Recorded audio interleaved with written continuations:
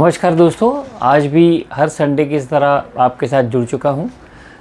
पिछले संडे मैंने अमालगमेशन के बारे में एक वीडियो किया था और जिसमें जो लेटेस्ट गाइडलाइंस है अमालगमेशन की उसके बारे में मैंने कुछ जानकारी दी थी। आज मैं उसी का एक्सटेंडेड वीडियो पार्ट 2 बना रहा हूँ और आइडिया ये है कि जो रिज़र्व बैंक के सर्कुलर्स में नहीं है वो किस तरह से करना है, वो उस बारे में मैं आज बात करूँगा।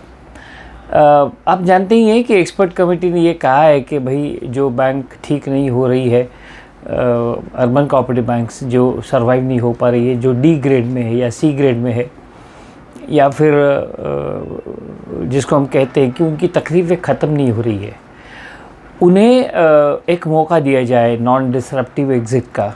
अभी ये नॉन डिसरप्टिव एग्ज़िट कभी होता नहीं है, एग्ज़िट इज़ ऑलवेज डिसरप्टिव। और when I talked about the amalgamation, I had also referred to a concept called merger. Of course, merger is not something which is referred to by Reserve Bank of India in any of its guidelines. They are talking of amalgamation.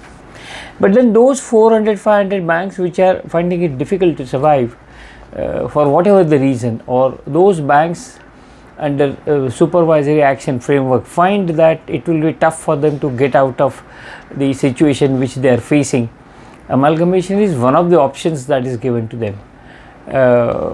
Why I say one of the options? The other option could be surrender the license to Reserve Bank of India and be a cooperative society, which nobody likes because that is a little bit humiliating.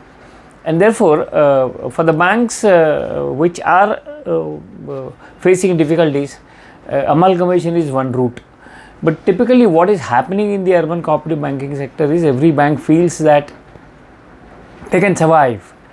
Somehow they can survive. They try to put up a lot of programs with Reserve Bank of India, and at the end of the day they find that they are not moving forward on the programs they had submitted to Reserve Bank of India of their own revival.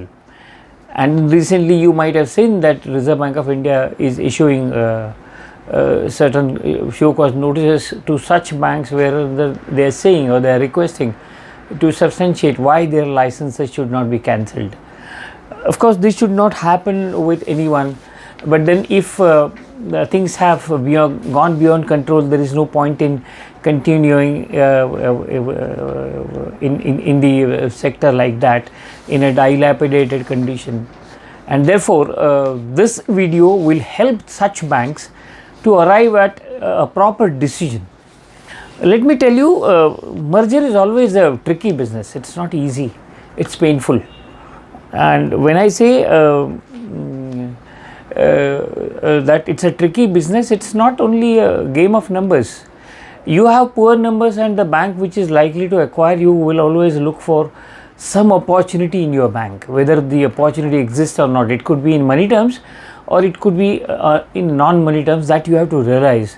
If at all you decide that there is no point in continuing the efforts to revive the bank internally, that's because of the NPAs have gone beyond your normal control. For CRAR there are better opportunities to revive, but then it's only mainly because of NPA or a bigger fraud which is perpetrated by either the existing board or by the previous board, and then things are not working fine for you, and it's ideal time to look for saving the pride. Merging is a process where as the circular categorically says that you have to the bank which is trying to take you over, or you are trying to merge with a bigger bank, they will do a due diligence, and the formats and the areas which are to be covered are given in the March 21 circular, which I referred in my last video. Today I am going to talk at merging as an option. Merging as an option. The theory of amalgamation and merger as it exists globally, the theory says that merger is always with equals, and if the merging is done with equals, it works. Like HDFC and HDFC Limited, merging of equals. In your case, what's likely to happen in that is that you are a small bank, maybe 300, 400, 500 crores, and the bank which is bigger one will always have an upper hand in the process of merging. But then if at all you have to protect your pride, you must ensure that you have something to put on table. How to do that? How to imagine a process of merging, and what are the preparations which are necessary for a bank which is on the sidelines and is finding it difficult to run the show. This video is for them.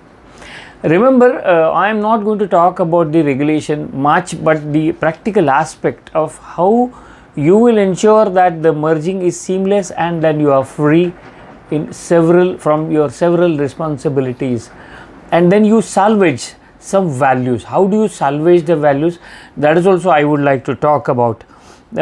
While you are trying to merge, you must remember that your bank has typically one particular culture. There are certain methods, there are certain processes, and there is a culture. Each bank has a different culture. The bank in which you are trying to merge, whether it can protect your culture or there will be a cultural shift, that has to be assessed by you. If you assess that properly, the merging becomes extremely seamless, and then of course you have to ensure the costs which you are likely to take a hit.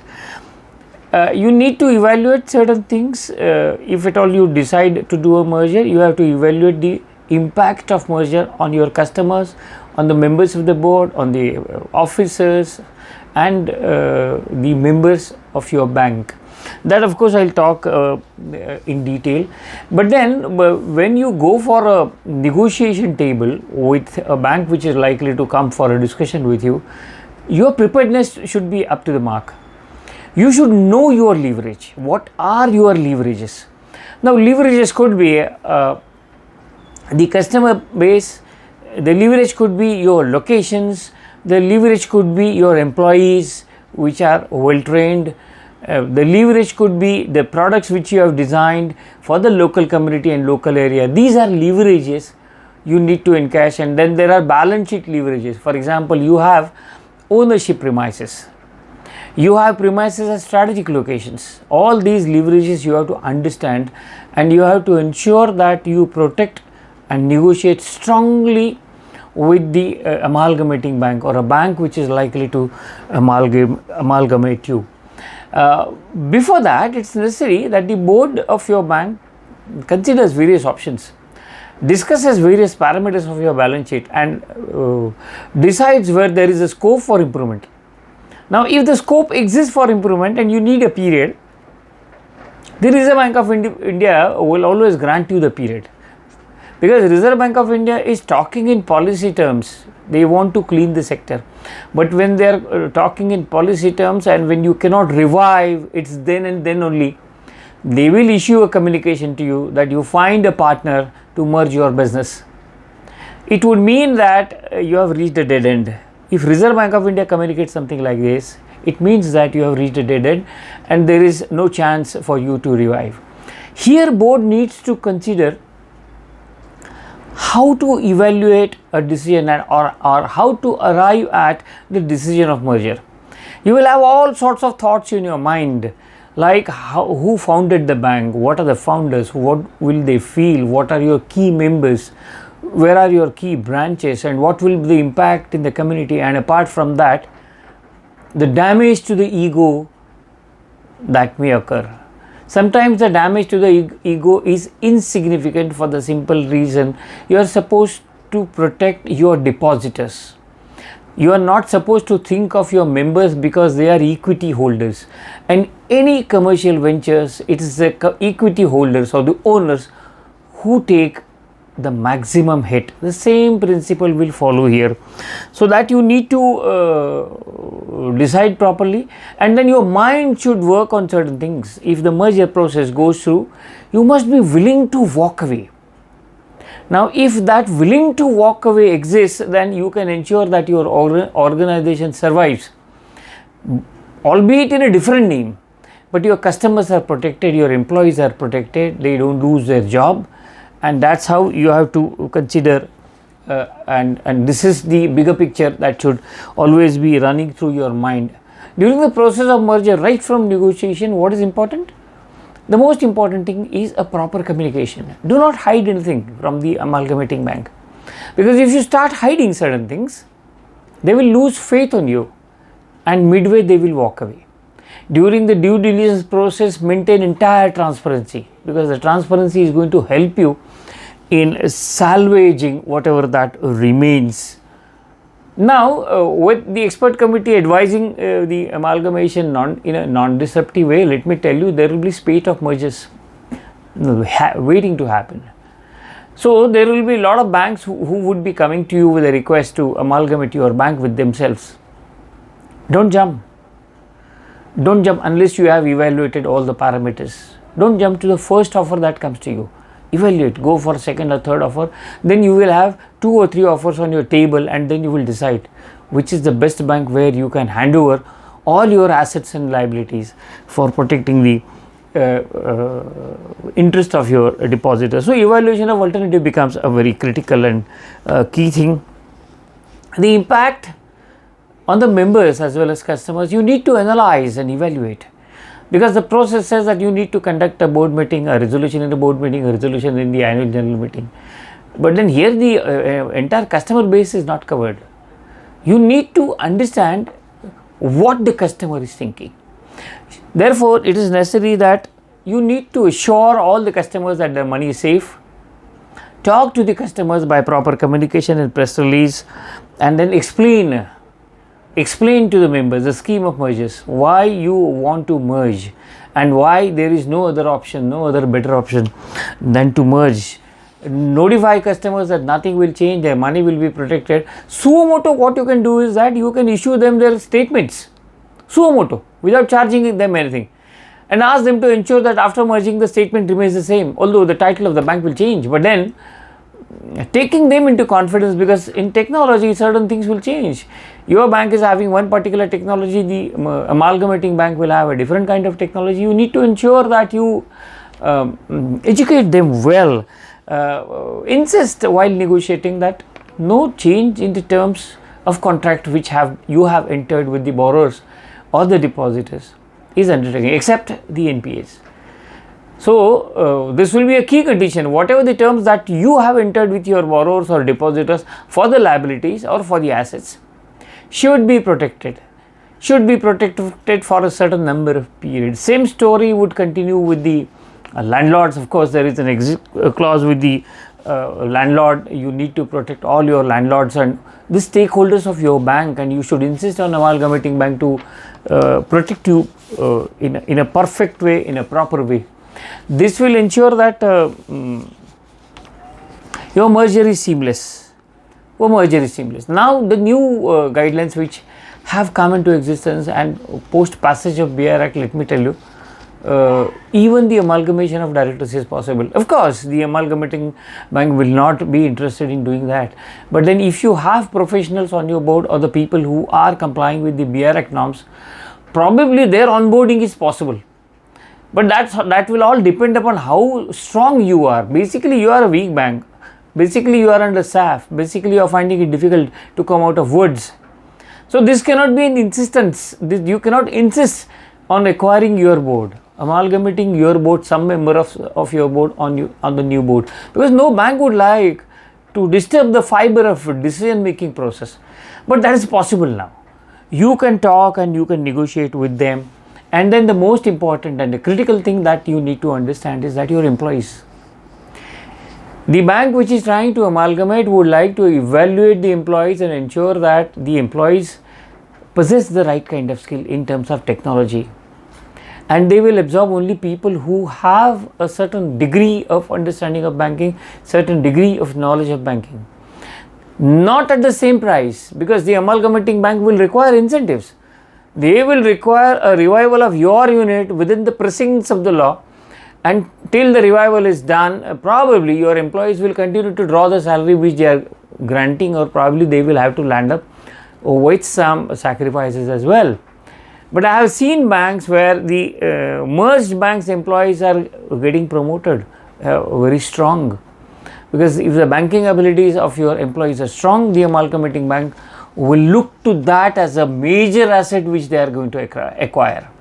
So the employees have a pivotal role to play in the entire process as well, but at the same time they will get a different career.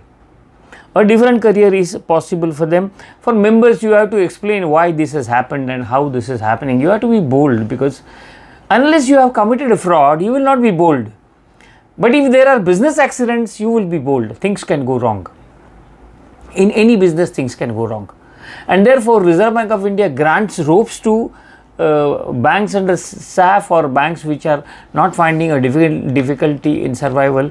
You will find that one of the bank was recently granted a rope of 10 more years. I need not name the bank. The Reserve Bank of India waited, allowed variety of experiments. So that was called as an indulgence in allowing a bank to survive. So Reserve Bank is not out to kill you, provided you have actionable points. And it's only then you have to ensure that you are trying to amalgamate with a better bank where your depositors, your employees, your customers are protected. Your members may not be protected. Your members would be protected after a certain number of years, provided all the losses are recovered. Then only members are entitled to some benefit, if there is a chance on that. And nowadays the new formulas that have come up where the shareholders take the major hit. But then if the shareholders are taking a major hit, they are the owners of the bank. With that, I believe that the amalgamation is here to stay. You need to work hard on how you are going to be the best kind of negotiator. If you do that with a vision, you need a vision for that. It's not that your bank is going to shut down and therefore you need not have a vision. You can have a vision. Vision in the sense that you started this bank to ensure that you help the people in your locality or people in your community. You can enforce this vision to the amalgamating bank to protect this vision. That is possible. So different skill sets are required for ensuring appropriate and healthy negotiation. You need to ensure that you do it positively and the process is concluded quickly, so the members get a proper benefit. Rather, the members get a benefit a little at a later stage, but your employees and the customers get a proper benefit. Customers are properly protected. They need not leave the cooperative sector. That's the confidence that you need to build and show it to them. Thank you for watching me. If you like my video, please share it with amongst the cooperative bank fraternity, your friends, and please do comment. You have questions, please do ask. I give mail in the description of this video. You can respond. I always try to make it that I respond to all your questions. Thank you for watching.